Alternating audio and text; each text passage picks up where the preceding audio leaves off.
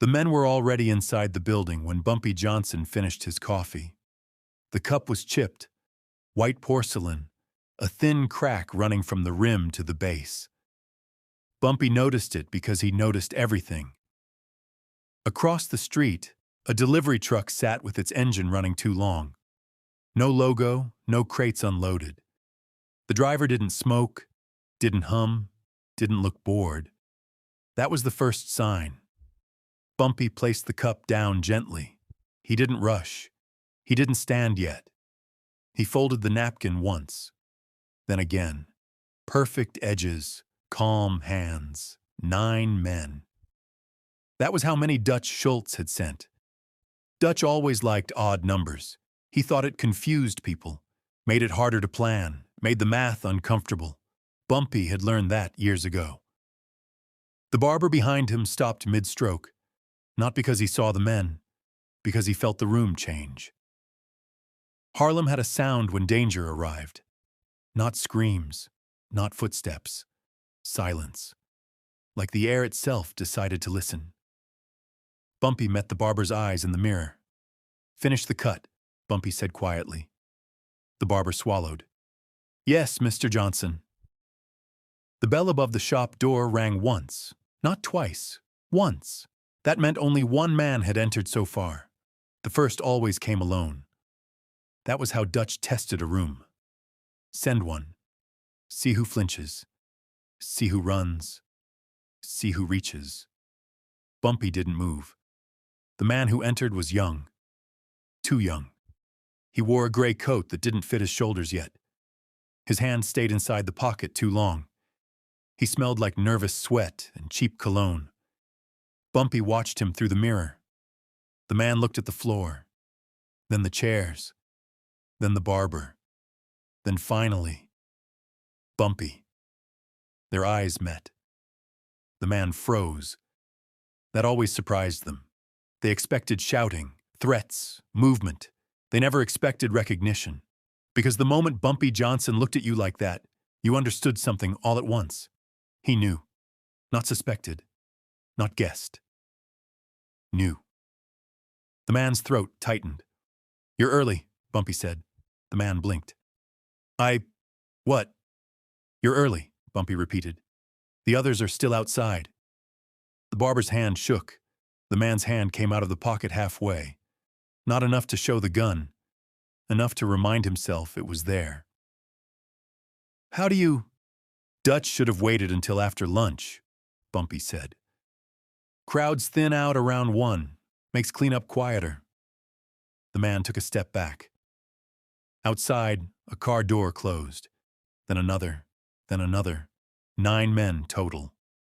Bumpy could hear the rhythm of their steps now. He always could. Dutch hired men who walked heavy. They wanted to feel important. Wanted the sidewalk to know they were there. Bumpy stood. The barber nearly dropped the razor. Bumpy placed a hand on the barber's wrist. Steady. Warm. "You did good work," he said. "Go home." The barber didn't argue. He didn't thank him. He simply walked to the back and disappeared. The man in the gray coat raised the gun fully now. "Don't," Bumpy said. The word wasn't loud. It didn't need to be. The man hesitated. That hesitation saved his life. Bumpy stepped forward, slow, controlled, like a man crossing his own living room. "You're not the one," Bumpy said. "Dutch didn't send you to kill me. He sent you to watch." The man's breathing sped up. "You're the runner," Bumpy continued. "If this goes wrong, you leave. You tell him what happened." The gun lowered an inch. Bumpy walked past him. The bell rang again, then again, then again. The shop filled with men who thought they were predators. They stopped when they saw Bumpy standing in the open. No gun, no coat. Just a tall black man in a clean suit, eyes calm, hands empty. One of them laughed. Wrong sound. Wrong place. "Dutch really thinks 9 men is enough?" the man said. Bumpy looked at him. "Dutch thinks numbers matter," Bumpy replied. "That's why he keeps losing." The men spread out instinctively. Training kicked in. Corners, angles, windows. They were good. They just weren't prepared. Bumpy turned his head slightly toward the gray coat runner. "Start your watch," Bumpy said. The man didn't understand, but he did it anyway. Outside, Harlem had stopped moving. People felt it before they saw it. Store owners paused mid-transaction. A woman pulling her child closer. A musician lowering his trumpet. 9 men had walked into a place they didn't belong, and Harlem was listening. One of the gunmen stepped forward. "Last chance," he said. "Dutch don't like being embarrassed." Bumpy smiled. Not wide, not friendly, understanding. "Dutch embarrassed himself," Bumpy said. 12 minutes ago." The man frowned. Bumpy stepped aside. That was when they noticed the back door. Open. That was when they noticed the stairs. That was when they realized the building wasn't empty. Men they didn't see began to move. Not rushing, not shouting, positioning. The gunman turned. Too late. The first shot never came. Because the first sound wasn't a gun. It was a click. Metal on metal. Every gunman froze. 9 men, 9 guns, 9 minds realizing the same truth. They weren't surrounded by shooters. They were surrounded by consequences. Bumpy's voice cut through the room.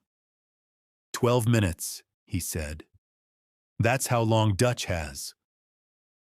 The runner's watch ticked. Outside, Harlem held its breath, and the silence got heavier. The first man moved. He shouldn't have. He shifted his weight toward the back door, testing space, testing fear. Bumpy watched him the way a man watches weather roll in. No urgency, no surprise. That one, Bumpy said calmly. Nobody pointed, nobody spoke. But the man felt it. He felt every eye land on him at once. That's when the sound finally came. Not a gunshot, a chair scraping. Someone behind him stood up, then another, then another. Men who hadn't been there a second ago were suddenly everywhere. Not young, not loud.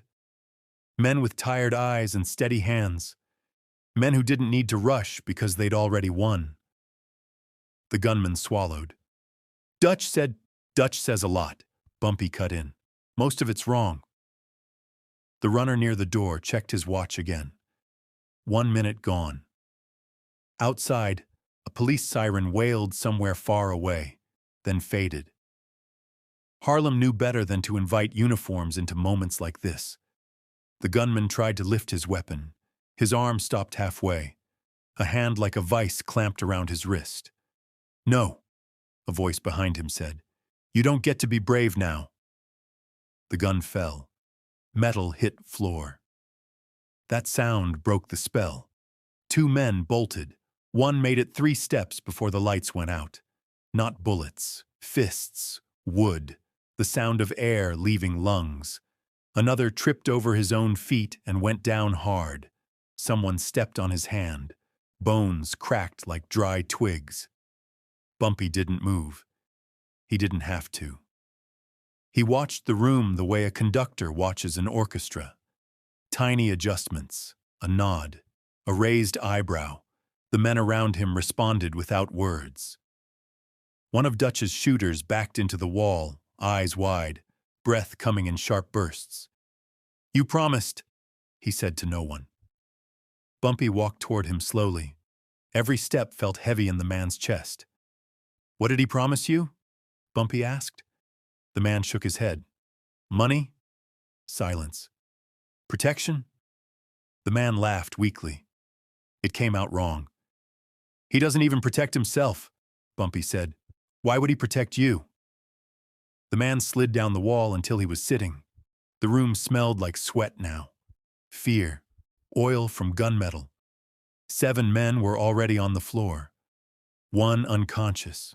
1 crying. 1 staring at the ceiling like it had answers. The last man still standing was the loud one. The one who laughed earlier. He clenched his jaw, forcing himself upright. "I ain't scared of you," he said. Bumpy stopped inches from him. "I know," Bumpy replied. "That's why you're still standing." The man swung. It was desperate, sloppy. Bumpy caught his arm and twisted just enough. The man screamed. "Listen to me," Bumpy said quietly, close enough for only him to hear. "Dutch thinks fear is power. Fear is noise. Power is silence." He let go. The man collapsed. The runner stood frozen by the door, watch ticking loud in his ears. 5 minutes gone. Bumpy turned to him. "You're still here," Bumpy said. The runner nodded. "I told you to watch." "I am." "Good," Bumpy said. "Then remember this part." He stepped toward the center of the room. "Everybody still breathing?" Bumpy asked. Groans answered. "Good," he said. "Dutch doesn't get bodies today." He looked down at the men sprawled across the floor. "You came here thinking Harlem was weak," Bumpy continued. "That it was divided. That if you came fast and loud enough, we'd fold." No one argued. "You don't understand this place," he said. "Harlem doesn't fold. Harlem closes ranks." He nodded once. Men stepped forward and began moving the bodies. Not dragging, carrying, respectful, efficient. The runner's eyes darted everywhere. What happens to them?" he asked. Bumpy looked at him. "They walk out," he said. "They tell Dutch exactly what they saw. And if they don't?" Bumpy tilted his head. "They won't forget," he said. "Fear makes men forget. Shame doesn't." Outside, doors opened. People pretended not to look. They always looked. One by one, Dutch's men were placed on the sidewalk. Alive. Broken. A message breathing. The runner stepped outside last. Bumpy followed him to the door. 7 minutes gone. "You're going to tell him something else," Bumpy said. "Yes, sir." "You're going to tell him he miscounted." The runner frowned. "He sent 9 men." Bumpy smiled faintly. "I know." He leaned in. "I sent 0, he said.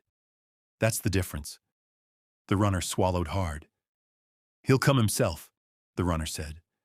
"Dutch don't let things like this go." Bumpy straightened. "I hope he does," he said. "I've been waiting." The runner backed away slowly. He didn't turn his back. He didn't run. He disappeared into the street like smoke. Bumpy stood in the doorway, hands behind his back. Harlem began breathing again. Music drifted back out of open windows. Laughter returned, cautious at first, then normal, but something had changed. That night, Dutch Schultz paced his office like a caged animal. He'd heard the report twice already. 9 men. No bodies. No shots fired. Just silence. "That don't make sense," Dutch snapped. "Nobody walks away from Bumpy Johnson." The runner stood in front of him, pale, exhausted. "They did," he said. "All of them." Dutch slammed his fist on the desk. "You telling me he just talked?" "No," the runner said. "He waited." Dutch stopped pacing. "Waited for what?" "For us to realize," the runner replied, "that we were already done." Silence filled the room. Dutch poured a drink with shaking hands. "How long?" he asked. The runner hesitated. 12 minutes, he said. He said that's all you had. Dutch laughed. Too loud. "He bluffing," Dutch said. "He always bluffing." But even as he said it, doubt crept in. Because Bumpy Johnson didn't bluff. He planned. Dutch drained the glass. "Get me everyone," he said. "I want streets locked down. I want eyes everywhere." The runner didn't move. I said, "He already has eyes," the runner said softly. Dutch stared at him. "What?" "He knew our timing, our numbers. He knew me." Dutch felt something cold crawl up his spine. Outside, New York kept moving. Inside, Dutch Schultz sat very still for the first time in years. Because somewhere in Harlem, a man was already counting his next move. And Dutch wasn't part of it. Dutch Schultz didn't sleep. He sat in his office with the lights off, city glow bleeding through the blinds, replaying the same thought over and over. Bumpy knew. Not guessed. Not suspected. Knew. The kind of knowing that comes from owning the board before the game starts. At 3:12 a.m., the phone rang. Dutch flinched. Nobody called that late unless they were either scared or certain. He picked up. Yeah. Bumpy's voice came through smooth, unhurried, like time itself bent around it. You still awake, Dutch? Dutch's throat tightened. How'd you get this number? Bumpy chuckled softly. You should be asking why I waited to use it. Silence stretched. Dutch stood, pacing again, unable to stop himself. What do you want? He snapped. To save you, Bumpy said. Dutch laughed, sharp and bitter. You sent my men home in pieces. I sent them home breathing. That was mercy? That was instruction. Dutch stopped moving. What lesson? He asked. That this ends now. Dutch gripped the edge of the desk. You don't tell me when things end. I just did, Bumpy replied. The words weren't loud. They didn't need to be. Dutch felt the walls close in. You think you won? Dutch said. You think because you embarrassed me. You embarrassed yourself, Bumpy cut in. I just let it happen in public. Dutch slammed the phone against his ear. You think Harlem is a kingdom, he hissed. It's a prize, and prizes get taken. Bumpy sighed. That's where you're wrong, he said. Harlem isn't a prize. It's a line. A line? Yes, Bumpy said. And tonight you crossed it? Dutch felt a flicker of anger, then fear. Who's with you? Dutch asked. Bumpy paused. Everyone who matters. The line went dead. Dutch stood there staring at the phone. For the first time, the room felt unfamiliar, like it no longer belonged to him. By sunrise, the city was already talking. Not loudly.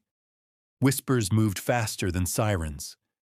Numbers runners stopped taking bets for Italians. Dock workers lost shipments. Drivers missed pickups. Everywhere Dutch had once snapped his fingers, nothing happened. He called his lieutenant. No answer. He sent a runner. The runner didn't come back. At noon, Dutch finally left his office. That was his mistake. He didn't make it 2 blocks before he noticed it. People weren't moving out of his way anymore. Eyes followed him. Not with fear, with calculation. At the corner, a newsboy locked eyes with him and didn't look away. Dutch's heart pounded. This was wrong. Power wasn't supposed to evaporate. He ducked into a cafe, ordered coffee. His hand shook, lifting the cup. Across the room, 2 men played cards. They didn't look at him. They didn't need to. Dutch paid and left. Outside, a black car idled at the curb. Engine running. Door open. Inside sat a man Dutch recognized instantly. Illinois Gordon. Bumpy's shadow. Illinois didn't smile. Get in, he said. Dutch hesitated. You got something to say? You say it here. Illinois looked at him like a teacher looks at a slow student. You don't get to choose where this happens. Dutch's mouth went dry. He looked up and down the street. Nobody helped. Nobody cared. He got in. The car rolled smoothly, unhurried, through streets that suddenly felt hostile. They stopped outside a brownstone Dutch had never noticed before. Illinois opened the door. After you. Inside, the room was quiet. Too quiet.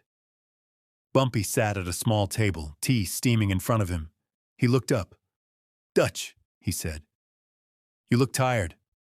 Dutch tried to summon anger. It didn't come. You set me up, Dutch said. No, Bumpy replied. You set yourself up. I just didn't stop you. Dutch clenched his fists. You could have killed me. Bumpy nodded. I could have. Why didn't you? Because dead men become martyrs, Bumpy said. Living men become warnings. Dutch swallowed. What happens now? Bumpy leaned back. You walk away? Dutch scoffed weakly. From Harlem? From everything, Bumpy corrected. You take your money. You take your name. You disappear. And if I don't? Bumpy met his eyes. Then you'll spend the rest of your life wondering which shadow is mine. Dutch looked around the room. He saw no guns, no ropes, no threats, and that terrified him more than any of it. You're letting me live? He asked. Bumpy nodded once. Yes. Dutch laughed quietly. You know they'll say you spared me because you were scared. Bumpy smiled. Let them, he said. The ones who matter already know the truth. Dutch stood slowly. Every instinct screamed to fight, but instinct had failed him before. He turned toward the door. At the threshold, he stopped. This isn't over, he said. Bumpy didn't look up. It is for you.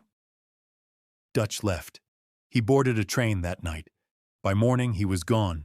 No announcement, no revenge, just absence, Harlem noticed, and understood. Bumpy returned to his table, finished his tea.